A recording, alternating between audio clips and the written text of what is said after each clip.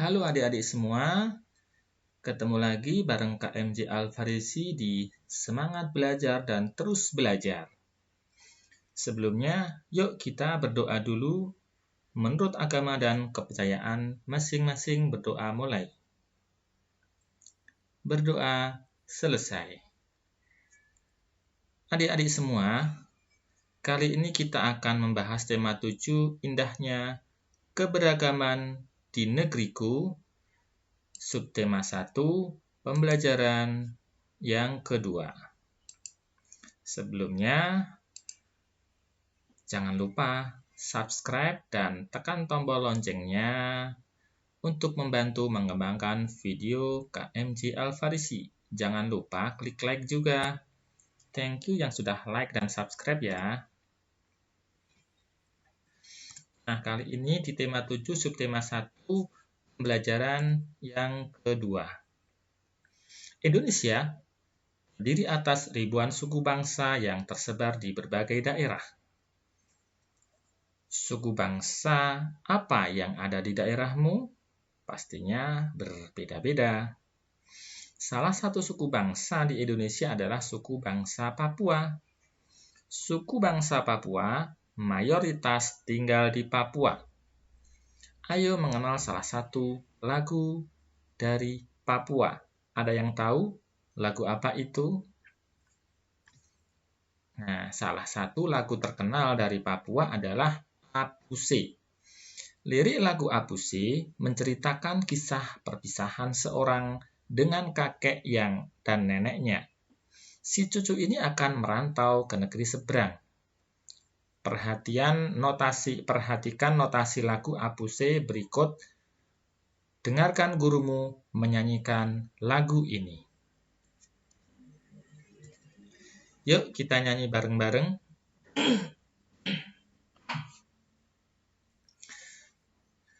Apuse kokondau yarabe sorendoreri wuflenso baninema bagi pasi arafabie aswara kuar arafabie aswara kuar. Nah, kira-kira lagunya seperti itu. Nadanya sangat rendah sekali karena ini memang lagu tentang kesedihan. Setelah membaca atau melantunkan lagu tadi, dapatkah kamu rasakan naik turunnya nada pada lagu Apuse? Pada bagian mana lagu dinyanyikan dengan nada tinggi? Dan pada bagian mana lagu dinyanyikan dengan nada rendah? Tuliskan syair lagu Apuse, lalu berikan tanda sesuai naik turunnya nada pada setiap suku kata lagu tersebut. Berikan tanda dengan menarik garis, naik, rata, atau turun. Yuk kita bahas bareng-bareng. Nah, mulai dari yang pertama. Dapatkah kamu rasakan naik turunnya nada pada lagu? Ya, naik turunnya nada adalah salah satu hal yang kerap kita temukan dalam sebuah lagu.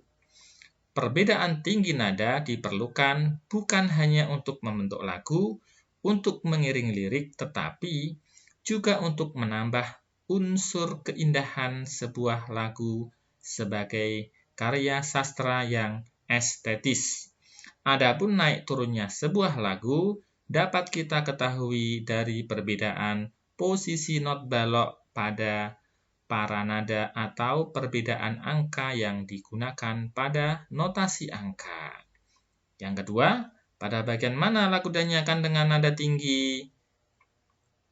Huruf besar dinyanyikan dengan nada tinggi. Apuse tinggi, kokondau rendah.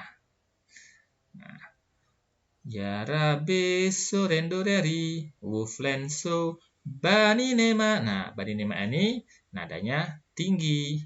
Baki pasi. Yang ketiga, pada bagian mana lagu dinyanyikan dengan nada rendah? Jawab pada bagian arafabie aswara kuar. Arafabie aswara kuar. Sekarang tuliskan syair lagu Apuse. Nah, ini syair lagu Apuse-nya. Gampang ya. Siti Edo Dayu dan teman-teman menyanyikan lagu Apuse sambil menggerakkan kaki dan tangan. Mereka melangkah ke kanan, ke kiri, ke depan, lalu ke belakang sambil menggerakkan tangan. Gerakan mereka melibatkan otot kaki dan tangan. Ya, masih ingat ya? Gaya otot. Ya.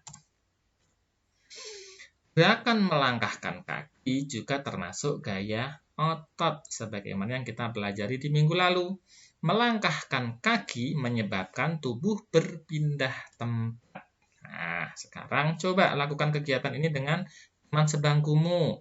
Siapkan beberapa buah buku, lalu ajaklah teman sebangkumu untuk bertukar buku. Catatlah kegiatan-kegiatan yang kamu lakukan ketika melakukan proses penukaran. Apa yang terjadi?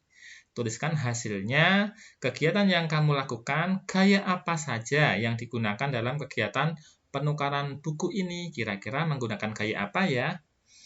Ya, betul, gaya otot. Nah, aktivitas bertukar buku merupakan salah satu contoh pemanfaatan gaya otot. Dengan memanfaatkan gaya otot, kita dapat memindahkan benda-benda ringan dengan mudah. Gaya otot sangat bermanfaat dalam kehidupan sehari-hari. Pemanfaatan gaya otot dalam kehidupan sehari-hari kira-kira apa saja ya? Contoh yang pertama, manfaatnya memindahkan benda. Contohnya adalah sapi menarik pedati. Nah, yang kedua, manfaatnya menggerakkan sepeda. Contohnya mengayuh sepeda. Manfaatnya agar daun pintu tidak bergerak. Kegiatannya adalah membuka pintu. Manfaatnya menggerakkan tubuh. Contohnya adalah jalan, lari, menoleh. Manfaatnya adalah melakukan pekerjaan. Contoh kegiatannya adalah memotong buah, menulis, mengetik, dan lain-lain masih banyak lagi. Pengetahuan apa ya yang kalian dapatkan dari teks tersebut? Bedakan pengetahuan yang sudah kalian ketahui sebelum membaca teks dan pengetahuan baru yang kalian dapatkan setelah membaca teks. Tuliskan dalam bentuk tabel sebagai berikut. Masih ingat teks suku bangsa di Indonesia? Yang ini nih. Nah, masih ingat ya ada 2 alinea? Dahulu kita disuruh mencari pokok kalimatnya. Nah, pengetahuannya adalah yang pertama, sejak dahulu kala bangsa Indonesia hidup dalam keragaman. Yang kedua, kalimat Bhinneka Tunggal Ika pada lambang negara Garuda Pancasila bukan cuma slogan. Dan yang ketiga, penduduk Indonesia terdiri atas beragam suku bangsa, agama, bahasa, adat, dan budaya, tetapi semua dapat hidup rukun berdampingan. Kemudian pengetahuan baru yang didapat. Berdasarkan hasil sensus Badan Pusat Statistik yang disingkat BBS, tahun 2010, bangsa Indonesia terdiri atas 1.331 suku. Dan berdasarkan sensus itu pula, suku bangsa terbesar adalah suku Jawa yang meliputi 40,2% dari penduduk Indonesia. Yang ketiga, suku Jawa ini merupakan gabungan suku-suku bangsa di Pulau Jawa, yaitu Jawa, suku Osing, suku Tengger, suku Samin, suku Bawean, suku Naga, dan suku-suku lainnya. Dan yang keempat, suku yang paling sedikit jumlahnya adalah suku Nias dengan jumlah 1.041.925 jiwa atau hanya 0,44% dari jumlah penduduk Indonesia. Nah, banyak ya yang dapat kita ketahui. Nah, sekarang yuk kita renungkan apa yang kamu ketahui tentang gaya otot. Sebagaimana contoh tadi, memindahkan buku, menari, dan lain-lain. Ya, gaya otot merupakan kekuatan yang bersumber dari otot manusia sendiri. Gaya otot ini umumnya manusia lakukan apabila sedang mengangkat beban atau juga pada saat olahraga seperti mengayuh sepeda, melakukan permainan tarik tambang, mendorong benda dengan tangan, dan lain sebagainya. Apabila sering dipergunakan, maka otot manusia akan membesar dan menjadi lebih kuat. Selain gaya otot, jenis gaya lainnya adalah gaya gravitasi, gaya magnet, gaya statis, gaya pegas, gaya gesekan, dan lain-lain. Bagaimana cara membedakan nada tinggi dan nada rendah pada sebuah lagu? Jika nada tinggi, di atas not angka ada sebuah titik. Jika nada rendah, di bawah not ada sebuah titik. Ya, bisa dipahami ya. Oke, adik-adik semua, terima kasih sudah menyimak dengan sungguh-sungguh. Semoga video pembelajaran ini bermanfaat. Dan sampai ketemu di video pembelajaran berikutnya. Dadah!